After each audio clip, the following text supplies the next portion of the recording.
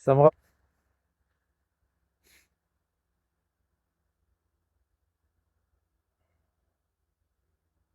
Il y en a encore qui doutent que je vais partir. Mais si je dis que je vais partir, c'est que je vais partir.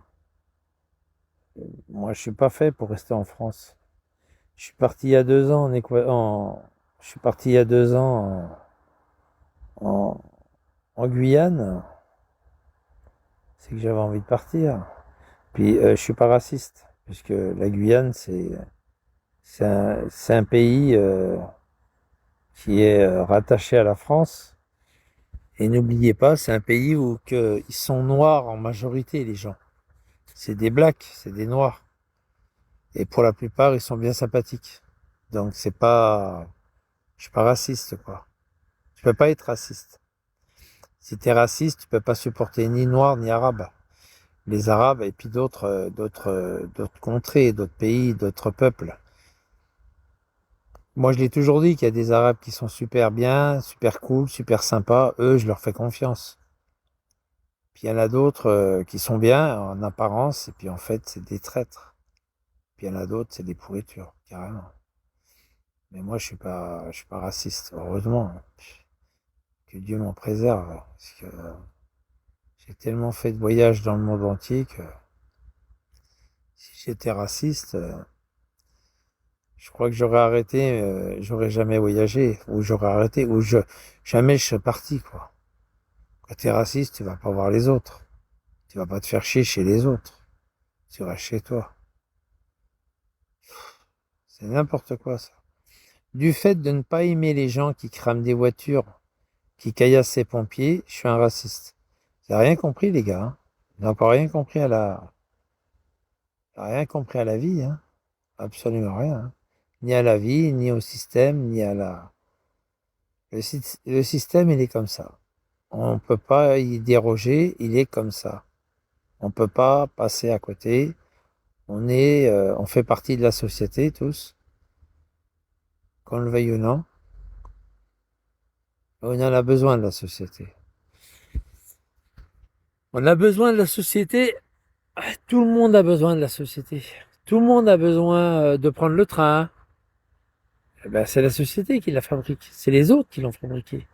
Tout le monde a besoin de prendre, serait-ce un portable, fabriquer un portable, recharger un portable, il faut l'électricité. Donc l'électricité, des gens qui sont autour de tout ça. On a besoin de la société. Il faut arrêter de dire j'ai pas besoin de la société, je n'ai rien à foutre. La société, c'est de la merde, etc. C'est grâce à la société qu'on a de l'argent, c'est grâce à la société qu'on puisse... mais qu'on vienne pas me dire qu'on peut pas vivre.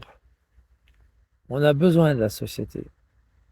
À moins qu'on soit au milieu d'un bois, style Robinson Crusoe, et qu'on va même pas chercher sa baguette.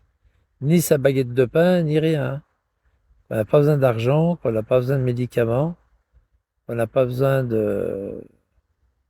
Mais à quelque part, vous aurez toujours besoin. Je sais pas, des vêtements, un Mac, je sais pas. On aura toujours besoin de la société à quelque part. De près ou de loin. De... Comment dire? De près ou de loin, ou surtout indirectement. On aura toujours besoin. Toujours. On peut pas... on peut pas ne... On peut pas... comment dire? On peut pas refuser de vivre en société. On peut pas. C'est impossible.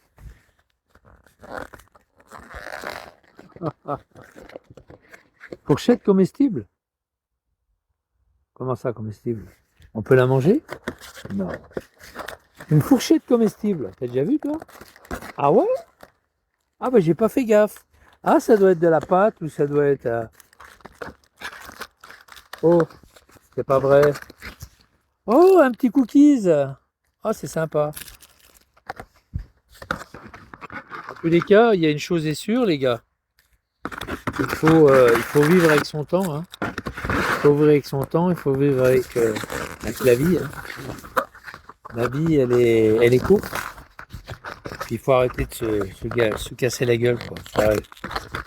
Faut arrêter toutes ces histoires. Arrêtons toutes ces histoires. Ça vaut pas la peine. Faut passer à autre chose. Oh putain, c'est collé. Ah oui, d'accord. Après, je ramasse mes saloperies. Il faut arrêter toutes ces histoires. Je crois qu'il faut passer à autre chose.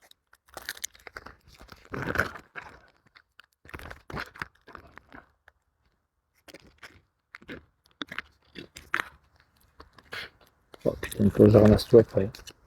Il faut vraiment que je laisse. Moi, je pense qu'il faut passer à autre chose.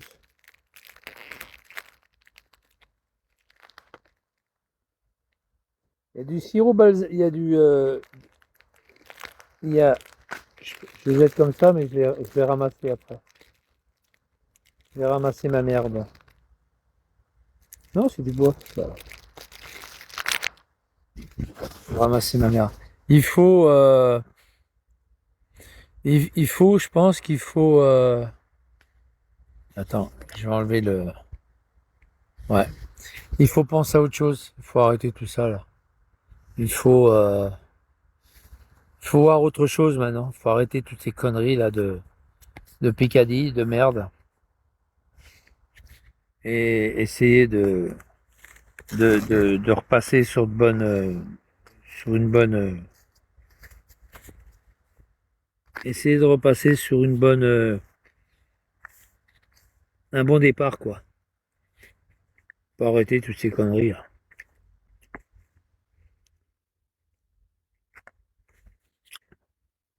J'ai discuté avec un copain là, qui avait du bon sens. Il m'a dit faut arrêter toutes ces conneries quoi. C'est débile, c'est vrai que c'est débile. Les gens ils doivent en rigoler hein.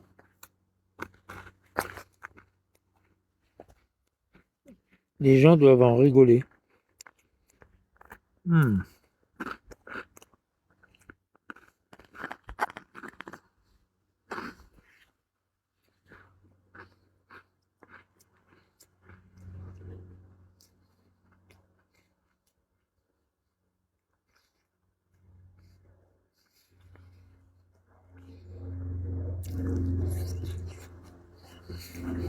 Pas vrai? Faut arrêter toutes ces simagrées, toutes ces merdes là. T'en vaut pas la peine. Puis la vie elle est trop courte.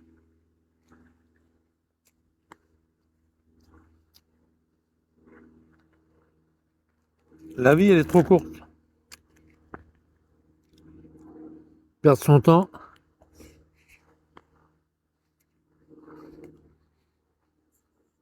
Perdre son temps à. Enfin, perdre son temps. Perdre son temps à s'envoyer des insultes, des menaces.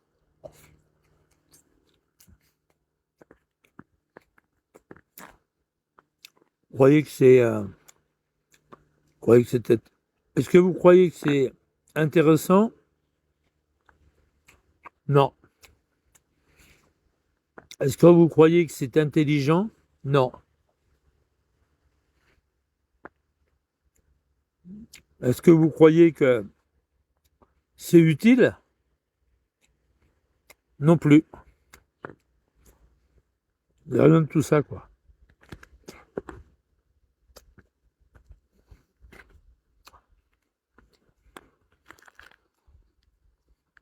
Il n'y a rien de tout ça. Ça ne vaut pas la peine.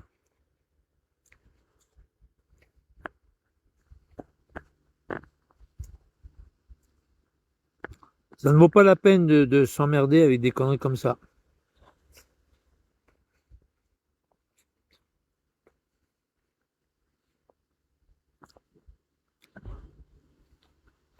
Connerie. La connerie, ça.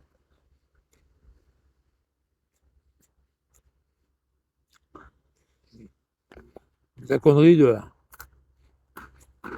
d'acheter un téléphone,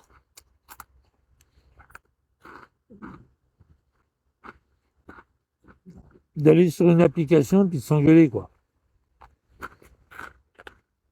C'est nul.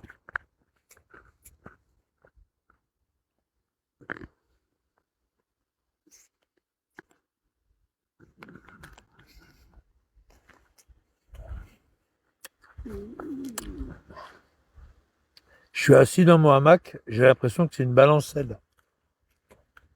Tellement je suis bien.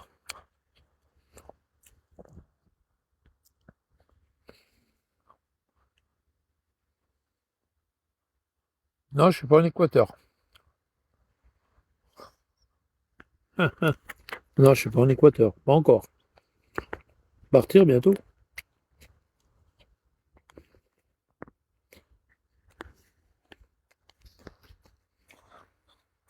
Ouais, c'est ça. Ouais, ouais, c'est ça, t'as raison. Ça va les gars? Comment? T'as raison.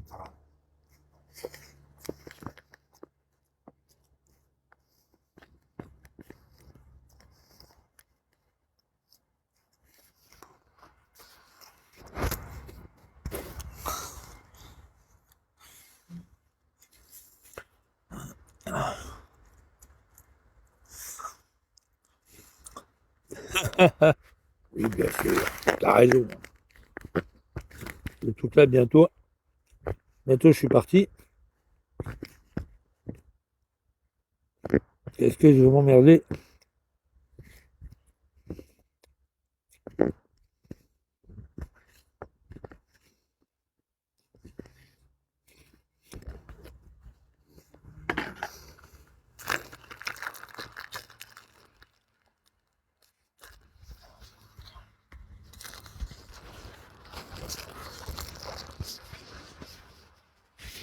Oh, adieu. Vraiment. Oh.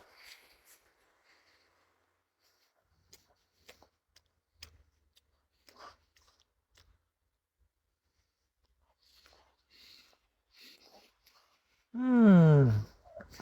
J'ai mon billet, hein. J'ai mon billet.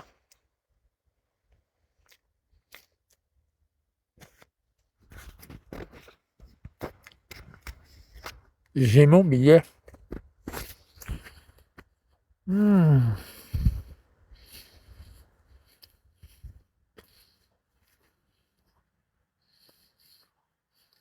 C'est pas moi qui l'ai violé, c'est les bougnoules. C'est pas moi, hein, c'est un bougnoul. C'est pas toi des fois, non? Ouais, je crois que c'est toi. Je crois que c'est toi qui l'as. Ouais, t'as aimé quand même, hein, t'as aimé. Bon, si t'as aimé, c'est déjà ça.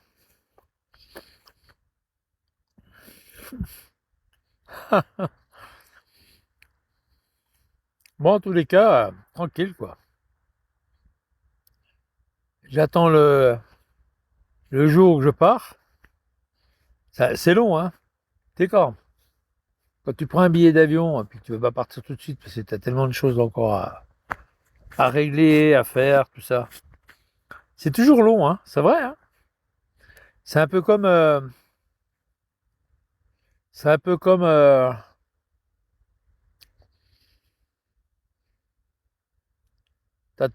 tu vois un accident, t'appelles les pompiers, puis t'attends les secours, puis t'as l'impression que les secours, ils arrivent pas, quoi. Parce que les minutes, c'est des heures, et les heures, c'est des jours. C'est vrai, hein. Ben, c'est un peu pareil quand tu prends un billet d'avion, que tu as envie de te barrer, puis que la date est un tout petit peu éloignée, c'est toujours long, quoi. Bah ouais,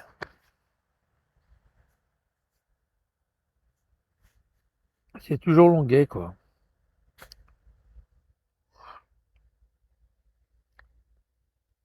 Mais bon, on est trop bien. Ouais, boule noire. Le faux boule noire. Le faux.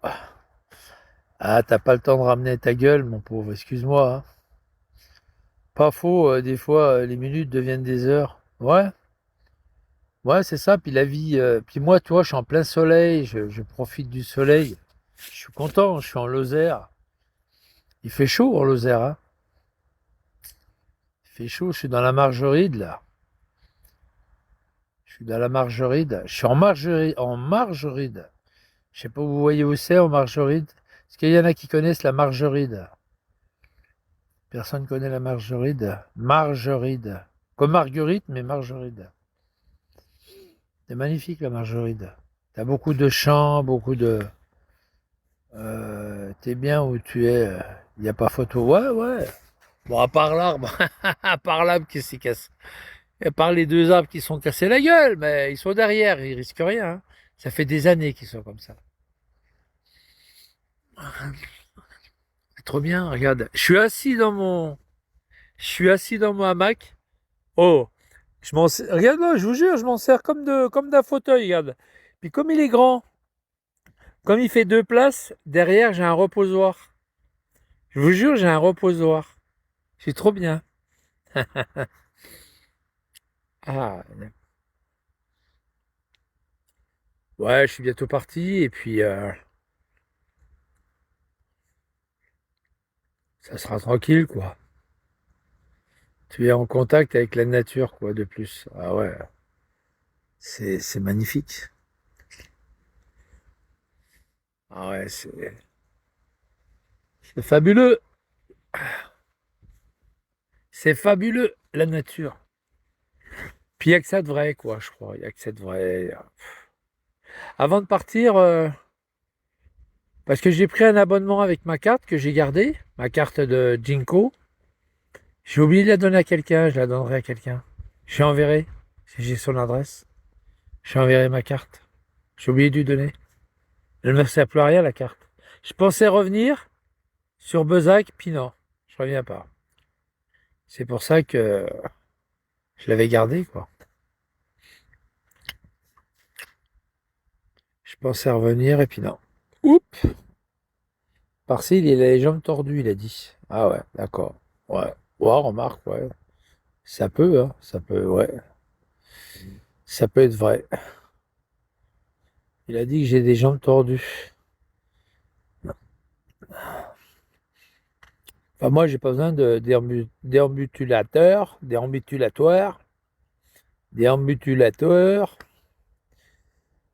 T'as vu, il est costaud, hein? T'as vu, j'ai fait deux tours à l'arbre, toi. Tu fais deux tours et ça donne à peu près.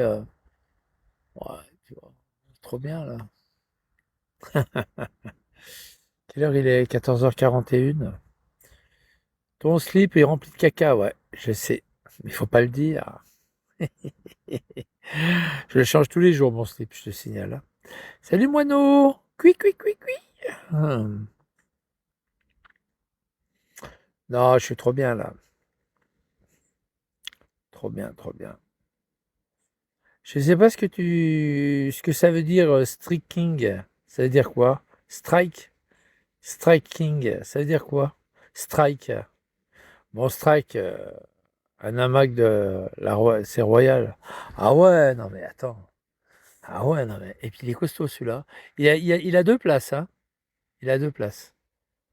Ah ouais, c'est royal. Puis tu te balances, tu peux te balancer, hein. C'est une vraie balançoire. Ah ouais. Tu dors dans un hamac? Moi, je dors bien, hein. Des fois, je m'endors, hein. Des fois, je m'endors, hein, l'après-midi. Bon, quand j'étais sur Avignon, je m'endormais, hein. Tu sais ce qui me réveillait? C'était les coups de téléphone. C'était les coups de téléphone. Et je vais même te dire, attends, lui, il va faire un dodo aussi. C'était des coups de téléphone. Puis les gens m'appelaient pour le boulot, quoi. Monsieur, bonjour monsieur, je vous dérange? Non, pas du tout. J'étais en train de dormir dans mon hamac, hein. Non, pas du tout. Ah bon, je croyais que je vous dérangeais. Non, non, pas du tout. J'ai un problème d'électricité. Est-ce que vous pouvez venir dans une demi-heure ou une heure? C'est possible? Oui, madame. Oui, parce que j'ai mon frigo qui marche plus. Ça se passe dans la cuisine et j'ai un problème. Je sais pas, ça disjoncte et puis je peux pas utiliser ni mon frigo, ni mon four, ni mes plaques à induction, tout ça. Ben, j'arrive, madame. J'arrive dans trois quarts d'heure. Tu sais, le temps de remballer, toi. Et à chaque fois que j'étais dans mon hamac, à chaque fois le téléphone y sonnait. Je vous jure, c'est vrai. Et un jour, il y a un copain qui me fait. Alors je lui dis, putain, mais à chaque fois, c'est bizarre quand même. Je dis, la plupart des gens, c'est quand ils sont sous la douche. Hein, c'est vrai ou pas? La plupart des gens, c'est quand ils sont sous la douche. Quand ça sonne, ils sont sous la douche. Ou qu'ils sont partis, ou alors ils sont sous la douche. Et puis moi, c'est dans mon hamac. Il me dit, bah, tu sais ce que tu as à faire, Michel? Si tu veux du boulot, bah, tous les après-midi, tu vas dans ton hamac à la Barthelasse. Et tu verras, tu auras du boulot tous les jours. Et effectivement, souvent j'y allais et souvent, le téléphone il sonne, quoi. Oh, les casse-couilles. Toujours à 2 ou 3 heures de l'après-midi, ça sonnait comme ça. C'était dingue, hein. C'était bien la Barthelasse. Il y avait deux arbres. Devinez ce que c'était avec les arbres. C'était deux bouleaux.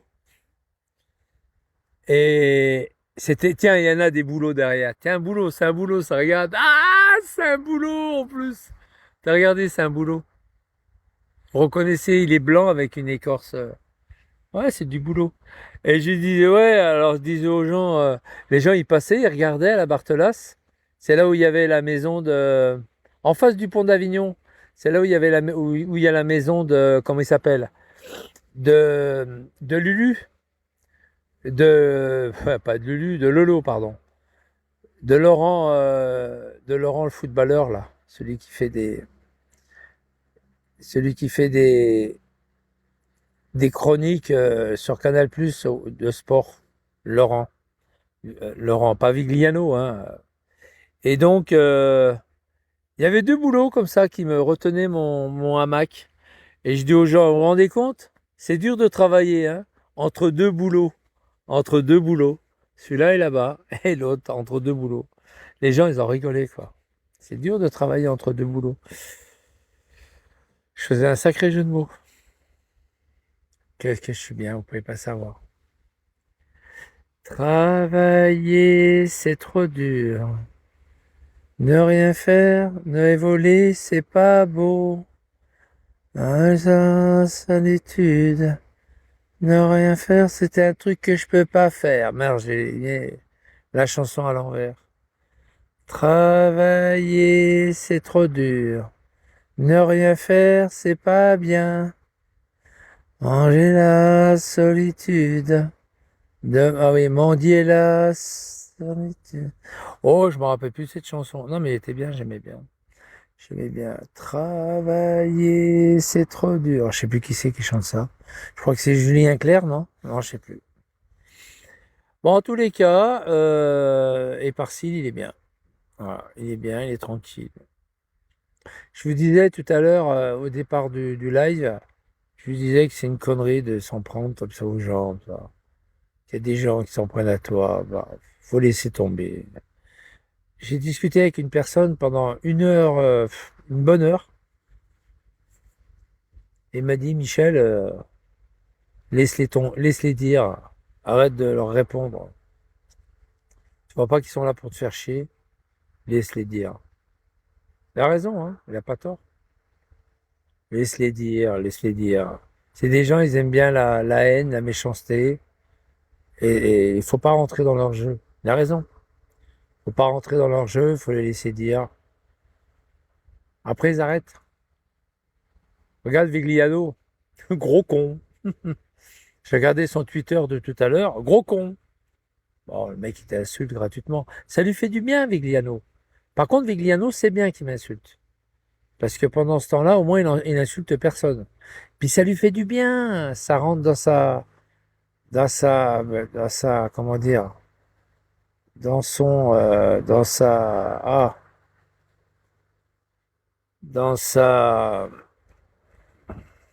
ah, quelqu'un que ça l'aide.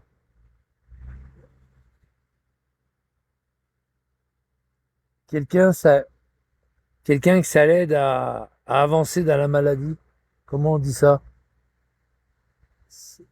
Ça lui fait du bien, Vigliano. Ça rentre dans sa... Comment on dit ça à quelqu'un qui rentre dans sa posologie, pas sa apologiologie, ça, tu vois? Ça va, Chris?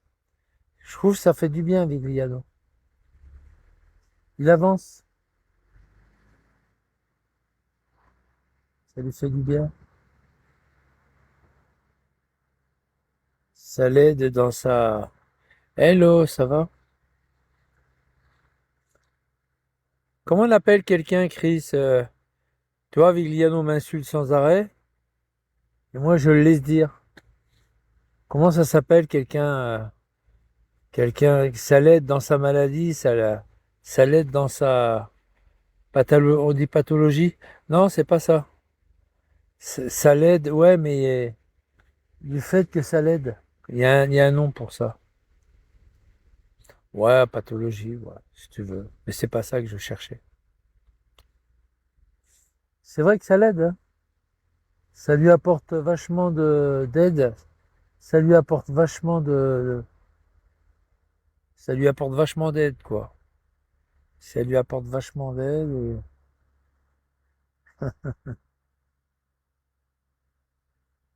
Ça lui apporte vachement d'aide, en fait. Ça lui apporte beaucoup de choses.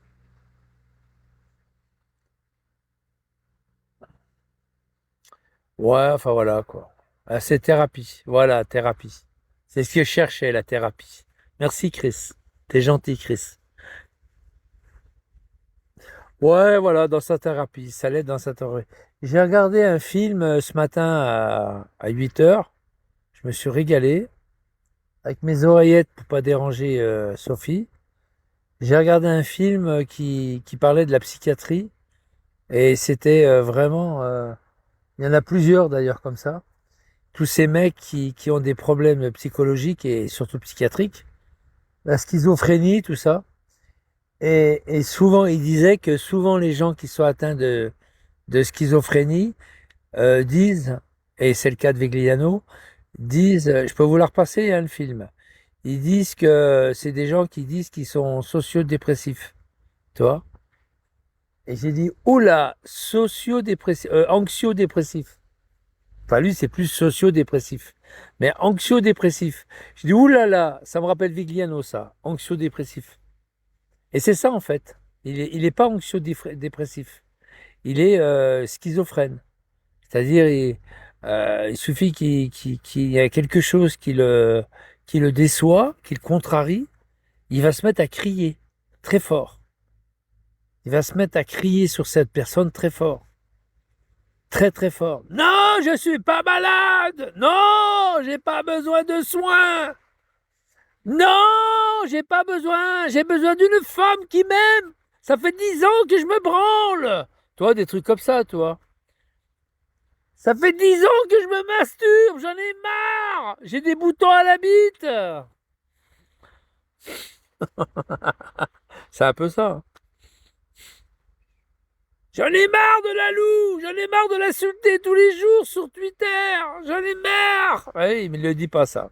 Il est content. Bah oui, il m'insulte tous les jours. J'en ai marre, j'en ai marre.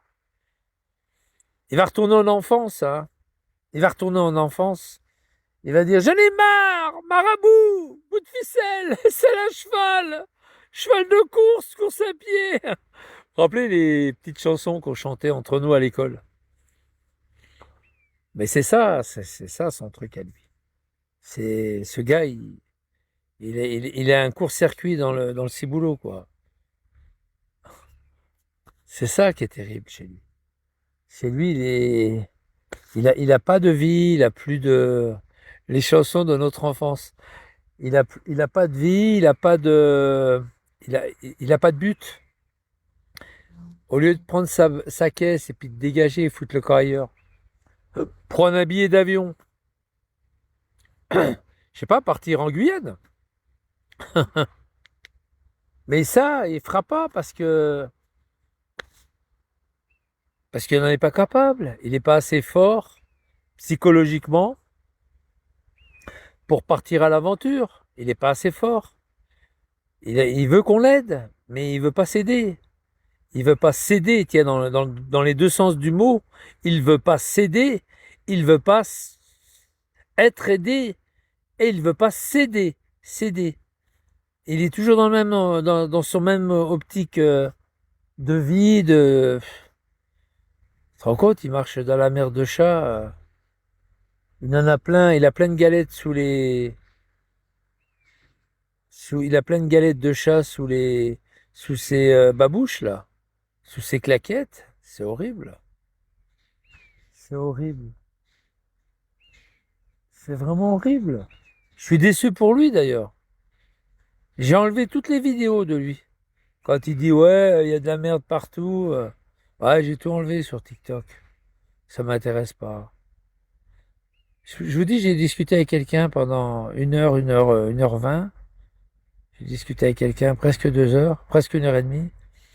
Et il m'a dit, laisse tomber, Michel, regarde, tu vois pas que c'est des nuls.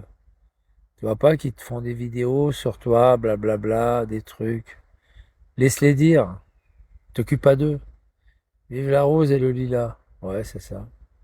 Ça doit pas sentir la rose. Ah bah non, pas du tout. Et il faut laisser dire. Ah, puis après, il s'arrête, quoi. Il faut les laisser les dire. Il m'a dit, tu as des outils pour les mettre en sourdine ou les supprimer ou les virer. Sers-toi-en. Laisse-les dire. Salut El Padrino, ça va? Laisse-les dire. Il faut les laisser dire. Parce que le pied qu'ils ont, c'est te voir re- rebiquer, puis leur foncer dedans. Puis après, ils enregistrent. Faut les laisser dire, ces gens-là. Faut pas s'en occuper. Moi, je suis à 2 pas de partir, là. Je suis à quelques jours, ou une semaine ou deux. Enfin, peu importe. Je vous dirai pas quand est-ce que je pars. Que je pars. Je suis à quelques jours de partir, quelques semaines, quelques jours, peu importe, de partir en Équateur. Le jour que vous allez entendre un Boeing siffler à travers mon live, bah, ce jour-là, vous saurez où je suis. Quand vous allez entendre un comment on disait à l'école, hein, pas un rugissement, un vrombrissement. Quand vous allez entendre ce bruit de moteur, de réacteur. En plus, c'est des réacteurs Rolls-Royce. C'est marrant que le Rolls-Royce, ils font des voitures, des très bonnes voitures, puissantes, mais ils n'en vendent pas beaucoup dans le monde, hein, Rolls-Royce. Mais ils sont beaucoup plus spécialisés dans les moteurs de bateau. Vous vous rappelez, le pêcheur? Dans les moteurs de bateau, un rougissement, ouais. Non, arrondissement. Arrondissement. Bon, peu importe. Et c'est marrant que Rolls-Royce sont spécialisés dans les moteurs de bateau et d'avion. C'est eux qui fabriquent les moteurs d'avion. C'est Rolls-Royce. Ah, ils sont très forts dans les moteurs, très très puissants, ils sont très forts. Je crois même. Après, après, ils font aussi des moteurs pour Caterpillar, tout ça là. Tous ces engins qui ont besoin de force et d'endurance. Caterpillar, les bulldozers, les trucs comme ça. Mais c'est Rolls-Royce hein, qui fait les moteurs. C'est un truc de fou. Hein. Les moteurs sont bridés. Ouais. L'avion, ils sont pas bridés. Ah bah non. L'avion, ils sont pas bridés. Car je savais pas. Oui, oui, Rolls-Royce, ils sont très forts. Ben, Lulu le pêcheur, quand il fallait qu'il trouve un embrayage pour son bateau à l'époque. D'ailleurs, ça lui a pas servi grand-chose parce qu'il a été exclu il a été viré de la pêche et puis sa licence a été radiée par le tribunal maritime et puis son permis bateau aussi, quoi. C'est quand il avait grillé la. Il est con, hein, il a dépensé 6 000 balles, je crois que c'était. Il a dépensé 6 000 balles pour rien. Bah ouais, son collègue, là, il avait pas donné la priorité à un ferry qui rentrait au port de la Joliette. Il était en live, je me rappellerai toujours. Il, il était en direct sur Periscope. Puis il y avait le bateau qui lançait des cornes de brume, tu sais. Boum, boum, c'est les cornes de brume. Il est en train de le sonner, quoi. De dire stop. Et l'autre abruti disait, ça passe? Si ça passe, et Lulu lui dit, mais non, ça passera pas, arrête tes conneries, ça passera pas. Putain, ils sont passés juste, hein. On voyait l'arrière du bateau avec la grosse coque du navire. Ah bah non, c'est pas malin. C'est pas malin, et en plus de ça, c'est pas malin. Il y a un paysan qui arrive là. Il y a un paysan qui arrive là, je suis sur son champ, et j'espère qu'il va pas m'en vouloir. J'espère qu'il va pas m'en vouloir. Je lui ai fait signe comme ça. C'est un paysan, c'est un gars de la Lozère. Attention, c'est des gars de la Lozère, ils sont sympas quand même. Vraiment un schlag, ce Lulu. Ah oui, oui. Non, mais c'est pas lui qui était aux manœuvres, hein, qui était au pilotage. C'était son collègue à qui j'avais payé un pot d'ailleurs, au café comment dire, au bar du monument là, à côté des Joffres. C'est pas lui, hein. Ah non, non, c'est pas lui. Non, non, non, lui, il était sérieux. C'était sa licence, c'était son bateau, hein. Sa licence de pêcheur, son permis bateau et tout qui était en jeu. Ah non, non, c'est l'autre gros con qui a accéléré pour faire le buzz.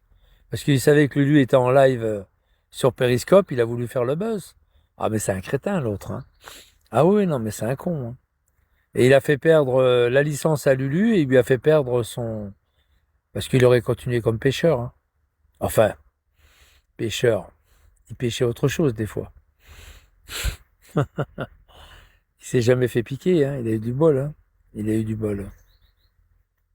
Il s'est jamais fait piquer. C'est comme ça.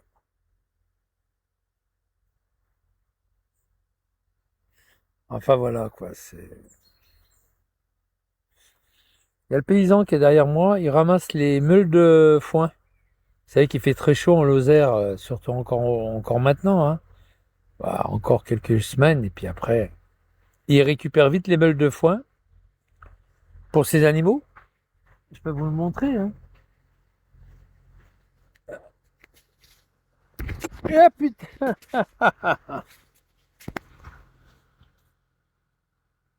Voilà, il est en train de passer là. Je vais y aller après. Je vais y aller. Les Jativa, on les connaît bien.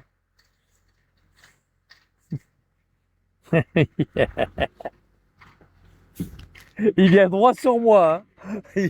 Il vient, il vient droit sur moi.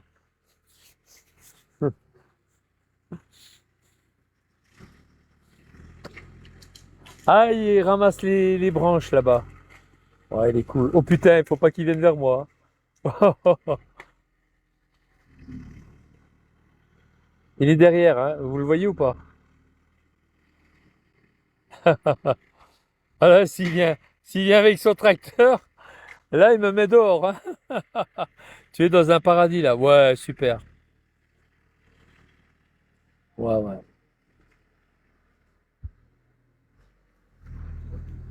Il est derrière, hein. Il m'a vu, hein. Je lui ai fait un signe de la main pour lui dire merci.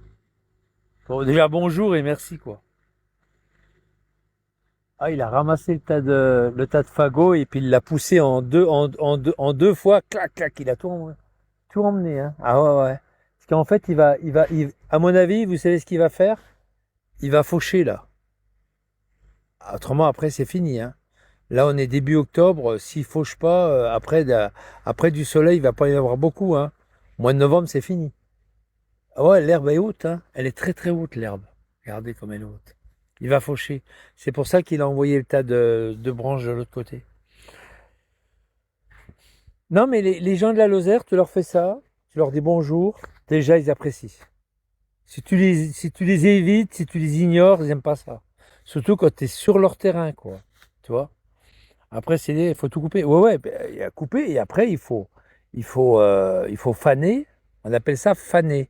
C'est-à-dire, une fois que la coupe, elle est faite, l'herbe, il est un peu éparpillé un peu partout. Puis après, tu passes la machine pour soulever l'herbe, pour que ça sèche bien par-dessous, que ça pourrit pas. Ça s'appelle faner. Et une fois que c'est fané, après, il y a une emboudineuse. Avant, il y avait des soleils. Je ne sais pas si vous vous rappelez, des soleils qui étaient en quinconce. Puis quand ils passaient, ça passait d'un soleil à un autre, etc. Et ça emboudinait le. Après, il y a une emboudineuse. Et ensuite, une fois que l'emboudineuse, elle a fait un boudin, hein, c'est de l'herbe emboudinée, là.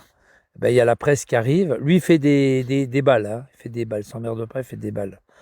Avant, on faisait des bottes de foin. Lui, il fait des balles. Des grandes balles arrondies, quoi.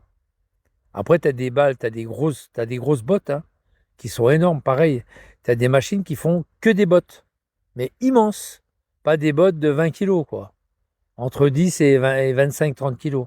Qu'on montait à la fourche à l'époque. On les montait à la fourche à la main, et il y avait un qui était sur le chariot et il faisait des cheminées, hein, de chaque côté pour pas que la. C'est l'emplacement des bottes, pour pas que la charrette elle part à droite ou à gauche, que ça soit bien égalisé quand tu montes ta charrette de foin, hein, de bottes de foin. Tu mettais 7 rangs. Ça dépend par où qui passe. Des fois, il y avait des lignes électriques ou des lignes de téléphone qui traversaient la route en aérien. Alors, il fallait, tu regardais si ça passe, c'est bon. Mais tu avais toujours un endroit pour te mettre à quelque part. Nous, on était sur la remorque. Hein. Tu avais toujours un endroit pour te mettre à quelque part pour pas te faire couper la tête, quoi. Oui, à l'époque, les bottes de foin, tout à la main. Ouais, bah, bien sûr. On les montait à la fourche. On avait une fourche à 3 dents. Hein, une fourche à 3 dents. Et tu les montais avec la force des bras. Puis tu l'as envoyé au gars.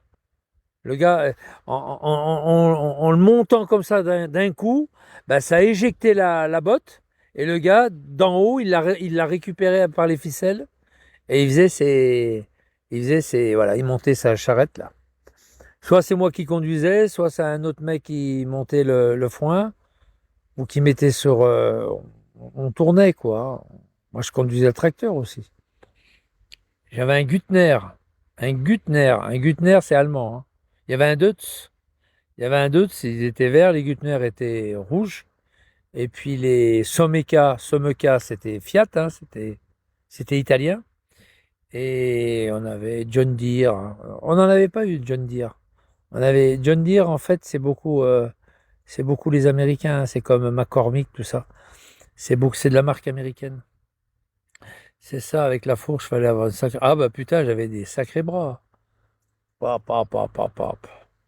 Et ça pesait lourd, hein, des fois, quand c'était de la luzerne et que c'était bien compressé, la luzerne, c'est le trèfle, hein. C'est le fameux trèfle. Bah, quand tu l'envoyais là-haut, il fallait y aller. Hein. Puis moi, comme j'étais grand, hop. John Deere, McCormick aussi, beaucoup de presse. Après, New Holland, c'était plus les moissonneuses-batteuses, les choses comme ça. C'était hollandais, hein, c'était les pays du Nord. Moissonneuses-batteuses, New Holland, Nouvelle-Hollande, enfin, c'était américain aussi. Enfin, je sais plus, je me rappelle plus très bien. T'avais Fiat, t'en avais des marques, surtout les Allemands, hein, les Deutz, les Güttner, les Deutz. Deutz, c'est une grande marque, hein. T'avais les Renault, les vieux Renault aussi. Renault faisait des. Puis après, ils ont arrêté Renault. C'est dommage parce qu'ils faisaient de la bonne cam, hein, Renault.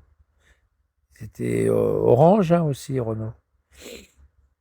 Les Renault. Gris aussi. Gris, orange. Et Renault, ouais. Renault, elle faisait du matériel, ouais, des tracteurs agricoles, ouais, c'est ça. Courco rejoint. Ah, salut salut Thierry. C'est costaud allemand. Ah bah oui, les Allemands, ils sont. L'agriculture allemande, elle est très importante. Très très importante. En Europe, ils ont toujours été très forts en matériel, hein, matériel agricole et puis en tracteur agricole, hein, ils étaient très forts, très forts.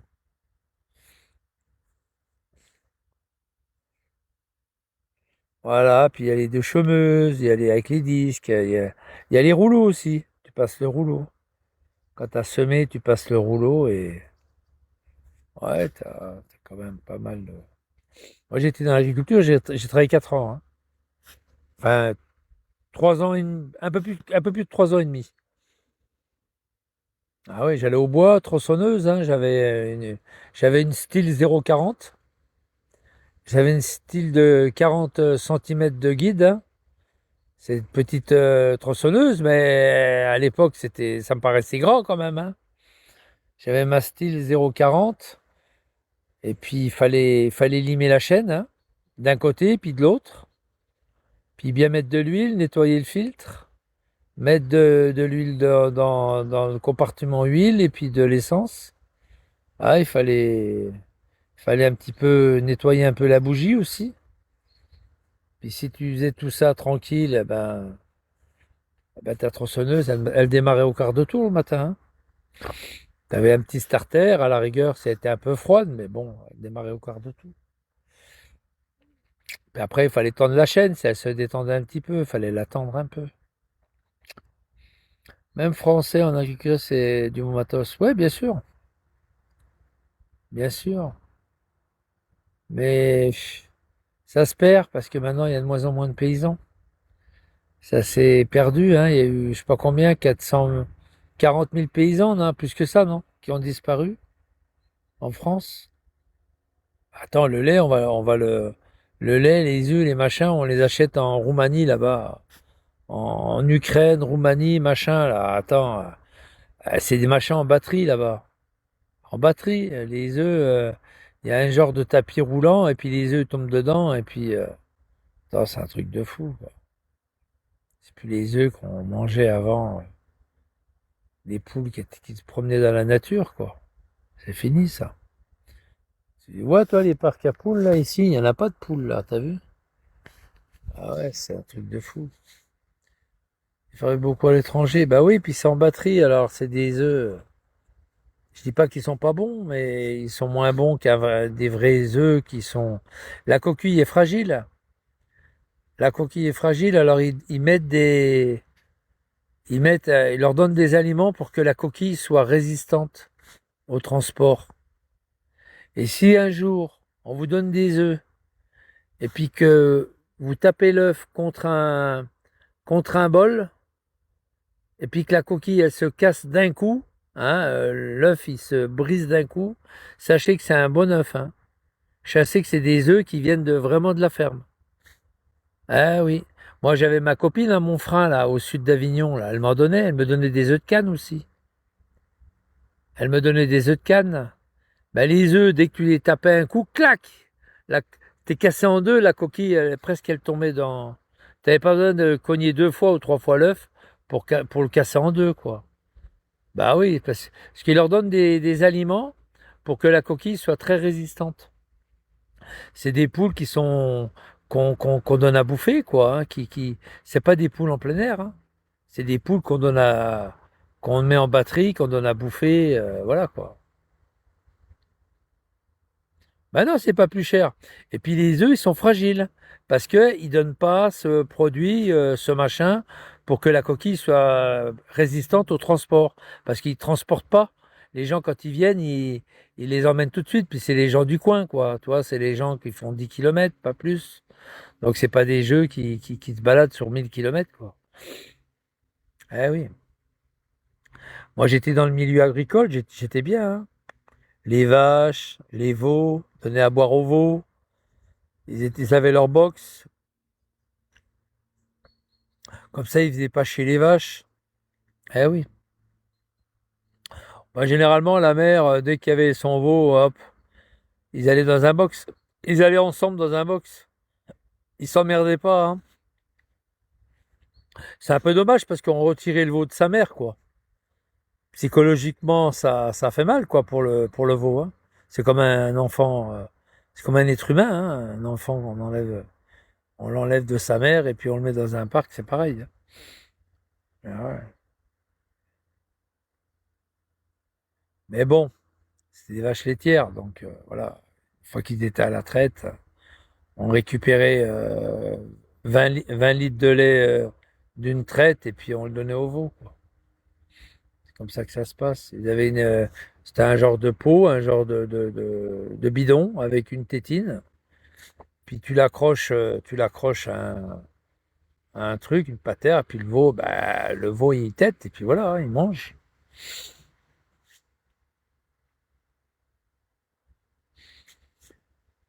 Et le lait, il est bon. Ah putain, Ah, mais moi quand je travaillais à la ferme, il n'était pas pasteurisé à l'époque, hein. Il sortait tout droit du pied de la vache, hein.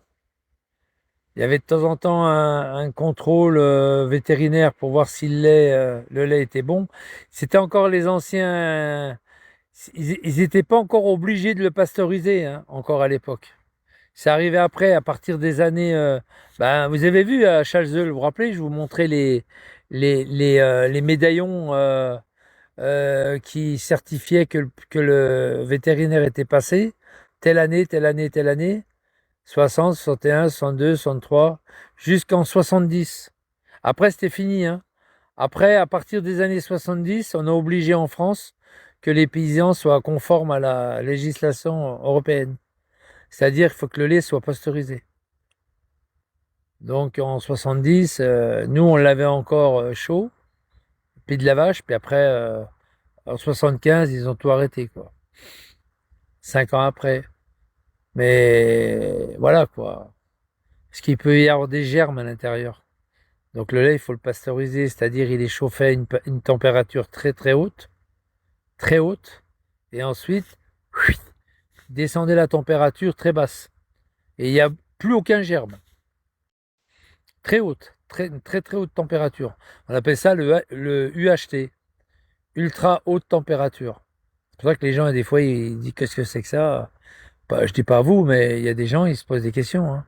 Pourquoi il y a marqué UHT, lait UHT? Ben voilà, tout simplement. Le lait tiré de la vache, trop bon. Maintenant, on n'a plus ce qu'il nous.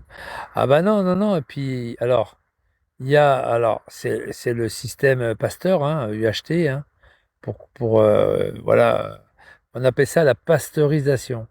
C'est Pasteur qui a inventé ce procédé de chauffer à une haute température pour éliminer les germes. Pasteurisation. Donc la pasteurisation, il fait que ça, voilà, c'est ça. Et puis le problème, c'est que il y a écrémé, demi-écrémé, écrémé. Écrémé, il n'y a pas la crème. Bon, quelqu'un qui suit un traitement et puis qu'il faut pas qu'il mange de trop gras, on enlève la crème. Demi-écrémé. Alors, tu as toutes les propriétés du lait déjà qui sont parties, quoi. Et très souvent, ils mettent de la flotte dedans. Ah oui, ils mettent de la flotte, hein. Dans le lait, très souvent, le lait, il y a de l'eau, hein. Et allez-y, hein, dans les berlingots, dans les packs de lait, il y a peut-être un quart de flotte dedans. Bah ouais, ils récupèrent du fric, hein, comme ça, hein. Ah oui, même le pinard, hein, le vin de table, croyez pas les gars, hein, dans les coopératives, j'ai vu à Crèche,